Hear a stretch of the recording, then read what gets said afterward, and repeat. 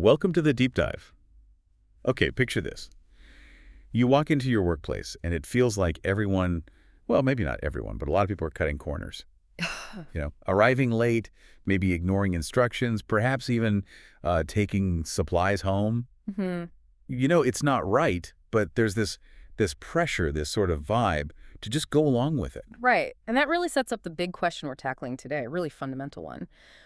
When the group seems to lean toward, let's say, less than ideal behavior, how much does your own internal willpower, your own sense of right and wrong actually count? Exactly. And we're diving deep into a really fascinating piece of research that tries to, well, quantify this exact battle. Mm. It looks at how the social dynamics in a workplace interact with our own individual psychological defenses. Our goal here is to unpack the findings of this specific study.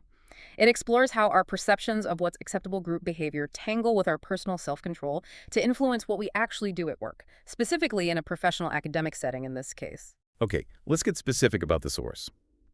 The study itself is titled, Re-examining the Relationship Between Perceived Workgroup Norms, Self-Regulatory Efficacy, and Deviant Workplace Behavior. Quite a title. It is. And the author is Kabiru Maitamakura. He's currently an associate professor of human resource management at the Bahrain Polytechnic. Okay. But this paper, was published back when he was a senior lecturer at the Department of Business Administration and Management, Federal Polytechnic Koranamoda in Nigeria. It appeared in the African Journal of Economic and Management Studies. So it's solid academic work grounded in a specific context, but asking a question that honestly feels pretty universal, doesn't it? It really does. So before we get to the juicy findings, we absolutely need to get our terms straight. The study uses some very precise concepts. Yeah, defining these is key. Let's start with the outcome they were looking at. Right. Deviant workplace behaviors. What does the study mean by that? Well, it defines them as actions that, and I'm quoting loosely here, violate significant organizational norms and in so threaten the well-being of an organization, its members, or both. So basically, stuff that undermines the place or the people working there. Exactly. And the study gives concrete examples. We're talking about things like showing up late habitually or leaving early without permission. Yeah. Or intentionally not following instructions. Even things like lying, deceit, and theft. Okay, so that's the behavior. Now, what about the group pressure side of things? That's where perceived workgroup norms come in. These are essentially the unwritten rules, right? The conventions, customs, expectations. What determines what's seen as okay or not okay within a specific team or group. Mm-hmm. And what's really crucial here, the study splits this idea into two distinct types of norms. This distinction is, well, it's pretty important for understanding the results. Okay, let's break that down. First type. First, you have perceived descriptive norms. Think of these as, well, let's call them observed norms. It's simply what people perceive most members of the group are actually doing in a given situation. Okay, so it's not about right or wrong, just what's happening. Like if everyone takes an extra 15 minutes for lunch, that's the observed norm. Precisely. It's the what is factor, regardless of whether it's officially allowed or even approved of. Got it. And the second type. That's perceived injunctive norms. We could call these expected norms. This is about perceptions of what most other people in the group approve or disapprove of. So this is the what should be factor, the moral judgment part. Exactly. So using your lunch example, everyone might be taking that extra 15 minutes. That's the observed norm. But maybe everyone also kind of agrees, perhaps quietly, that it's not really okay, that people should stick to the official time, that disapproval is the expected norm. Okay, that difference feels really important, what we see versus what we think is right. It's critical. Now, the third piece of the puzzle is the individual element. Right, the internal defense mechanism, which the study calls self-regulatory efficacy. This sounds complex, but can we simplify it? I think we can. For our discussion, let's think of it mainly as self-control or maybe willpower. It's essentially an individual's belief, their confidence in their own ability to manage their behavior. So it's about believing you can sort of stick to the rules, be pro-social, and apply your own moral standards even when it's tough. Believing you can stop yourself from doing those deviant things. That's a great way to put it. It's that personal conviction. I can control myself. I can adhere to my values even if others aren't. Okay. So we have the behaviors, deviant workplace behaviors. We have the group pressures, perceived workgroup norms, split into observed and expected. And we have the individual defense, self-regulatory efficacy, or self-control. Got the key players. Now let's talk context. Where did they test these ideas? The study focused specifically on faculty members at universities in Nigeria's northwest geopolitical zone. And why there? Well, the paper notes that this region, unfortunately, had seen fairly frequent reports of these kinds of deviant workplace behaviors within its universities at the time. Okay, so there was a real-world issue they were trying to understand better. Exactly. And the examples mentioned were pretty serious academic issues, things like sexual harassment, which the paper notes, academic plagiarism, lecturers having irregular attendance, even cases of marks being awarded improperly based on students buying handouts, or direct exchanges of money for grades. Wow. Okay, so the stakes were definitely high in that context. Absolutely. So the researchers started with a pretty basic question, drawing from social learning theory. Essentially, Hmm. do these perceived work group norms actually predict the deviant workplace behaviors? Are people just copying what they see? Following the crowd, basically. Yeah. And the initial findings, well, they point somewhere pretty clear. The study did find a positive and significant link between perceived descriptive norms, remember, the observed norms, what people see others doing, and deviant workplace behaviors. So if faculty members saw their colleagues engaging in these negative actions, like being absent or bending rules, they were indeed more likely to do it themselves. It confirms that idea that these behaviors can be contagious, right? Absolutely. What you observe others doing really does seem to influence your own actions. But here's where it gets really interesting, maybe even a bit counterintuitive. Okay. The study hypothesized that the other type of norm, the perceived injunctive norms, the expected norms, what people approve or disapprove of, would also influence behavior. But that link, it wasn't supported by the data. Wait, hang on. So just knowing that your colleagues think something is wrong, that wasn't enough to stop people from doing it if they saw others doing it anyway. That's what the findings suggest in this context. Simply being aware of the group's disapproval, the what should be, didn't significantly predict whether individuals engaged in deviant workplace behaviors on its own. Wow. That's kind of bleak, isn't it? It suggests that maybe hypocrisy is quite powerful. People might know the standard, they might even agree with it, but if the observed behavior deviates, they follow the behavior, not the standard. It certainly leans into that idea that actions speak louder than words, especially in an organizational culture.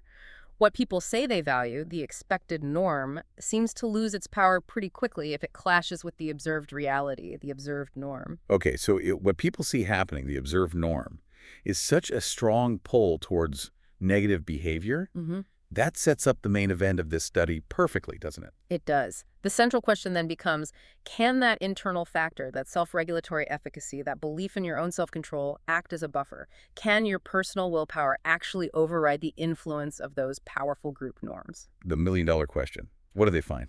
Well, the short answer is a pretty resounding yes. The moderation results were quite strong, and they really highlight the power of individual self-control. Okay, tell me more. How did it work? The study found that self-regulatory efficacy significantly moderated the relationship between those influential perceived descriptive norms, the observed norms, and deviant workplace behaviors. Which means? Break that down for us. It means that for an individual faculty member who had high self-regulatory efficacy, high self-control, the impact of seeing their colleagues engaging in deviant acts was significantly weaker. Okay. So, their strong internal compass, their belief they could resist, acted like a shield against that negative influence. Exactly. It acted like a psychological shield. They could observe the negative behavior, the cheating, the absenteeism, whatever it was, without feeling the same pressure or likelihood to join in. Their self-control minimized the connection between seeing bad behavior and doing bad behavior. That's fascinating. And you said it moderated the other norm relationship, too, even the one that wasn't significant on its own. Yes, interestingly enough, it also significantly moderated the relationship between the perceived injunctive norms, the expected norms, what people approve, disapprove of, and deviant workplace behaviors, even though those expected norms alone didn't predict the behavior directly. So self-control seems to be powerful across the board in countering group influence. That's the core insight, really. For individuals with high self-regulatory efficacy, the connection between any kind of perceived work group norm, whether it's observing bad behavior or just knowing others disapprove and actually engaging in deviant workplace behaviors themselves, was much, much weaker, less positive. So high self-control helps individuals stick to the organizational rules, essentially, regardless of what's happening around them, even if the immediate group environment is pushing the other way. That's what the study strongly suggests. This internal capacity seems crucial for navigating those tricky social pressures in the workplace. It helps people comply with the standards, even when situational factors might encourage them not to. So it really does seem like if you have that high level of self-control, you're somewhat insulated from this group contagion effect. Why do you think this internal factor, this belief in your ability to resist, is so potent? Well, the theory behind self-regulatory efficacy, or self-control, suggests it involves more than just resisting temptation. It's about internalizing standards and values, making them your own. It also involves a commitment to what the study calls moral self-sanctions. Meaning you'd feel bad yourself if you broke the rules. Kind of, yeah. It means when someone with high self-control sees the group acting deviantly, they don't just see it as, oh, that's what we do here. They see it as conflicting with their own internalized standards. It's not just an external rule being broken. It feels like a violation of something personal. So it shifts the conflict from being between you and the group to being an internal conflict between the observed behavior and your own values. And that makes resisting easier. That's the idea. It reframes the situation, making adherence to your own principles the more compelling path, rather than just conforming to the group. Okay, so thinking about the implications. What does all this mean for you, our listener? Whether you're managing a team, working in a large organization, or even in academia like the study participants, if internal resilience, this self-control, is maybe the most effective shield, what should organizations do differently? Well, the study itself offers some pretty direct practical advice, particularly for human resources managers, specifically in the context of those Nigerian universities they studied. Right. What do they suggest? They essentially argued that organizations should seriously consider self-regulatory efficacy as a key factor during selection. When hiring new academics, for instance, How they even measure that? the authors suggest it could potentially be implemented by using things like personality inventory tests during the hiring process. The goal would be to try and screen for individuals whose values and, importantly, whose belief in their ability to uphold those values align well with the organization's norms. The thinking is high self-regulation minimizes the chances of someone engaging in those deviant acts later on. Okay, so focusing on hiring people who already have this strong internal compass. But that feels a bit limited, doesn't it? What about all the people already working there? That's a really important point, and I think the implications do go much broader than just selection. If we accept this finding that internal willpower is a primary defense, then organizations probably need to invest much more in cultivating that resilience in their current workforce, not just screening for it at the door.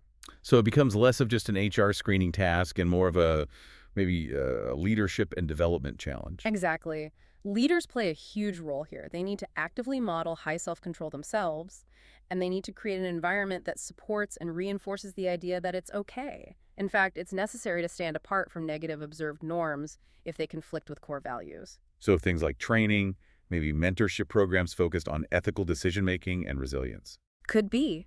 If we only focus on selecting people with high self-control, we kind of abandon the existing employees who might be struggling in a difficult environment.